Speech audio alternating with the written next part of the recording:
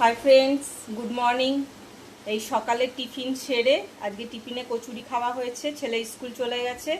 আমি একটু তেলাপিয়া মাছ এনেছিলাম, তেলাপিয়া মাছ শুক্তো এই রান্না করা হচ্ছে, একটু আমের চাটনি। চলুন দেখাই ফ্রেন্ডস। এখানে তেলাপিয়া মাছ করা হয়েছে আলু বেগুন দিয়ে, কালো জিরে ফোড়ন দিয়ে। মাছগুলোকে আগে ভেজে রাখা হয়েছিল, কালো জিরে ফোড়ন দিয়ে আলু বেগুন ভেজে, তারপর আদা এই সর্ষে বাটা দিয়ে মশলাটা কষিয়ে আলু বেগুন দিয়ে তারপর মাছ ছেড়ে দিয়ে ধনেপাতা দেওয়া হয়েছে। আর এই যে এখানে শুক্তো হচ্ছে, এখানে শুক্তো রান্না হবে। পাঁচমিশালি সবজি, রাঁধুনি, শুকনো লঙ্কা, তেজপাতা ফোড়ন দিয়ে ভাজা হচ্ছে।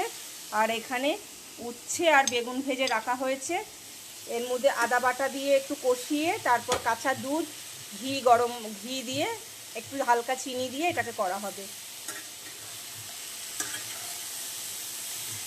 এই গরমকালে বন্ধুত্বে বেশি তেল মশলা খেতে ইচ্ছা করছে না, আর শুক্তোটা খেতে খুব ইচ্ছা করছে।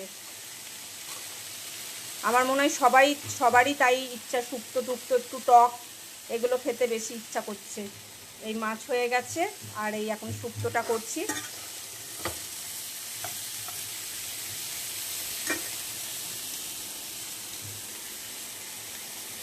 ফ্রেন্ডস, আর একটু ছোলা ভেজানো হয়েছে, এটা রাতের জন্য, রাতের রুটির সাথে করা হবে।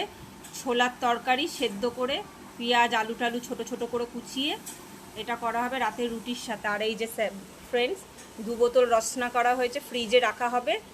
কারণ এখন গরমের মধ্যে ঠান্ডা ছাড়া আর কিছুই ভাবা যাচ্ছে না, যা গরম পড়ছে। এগুলো হাতে বাড়িতে বানানো, এর মধ্যে লেবু দেওয়া হয়েছে, রসনার পাতা, নুন, চিনি, এগুলো সব কিছু দিয়ে এটা রেডি করা রাখা হয়েছে। এবার এটা ফ্রিজে যাবে।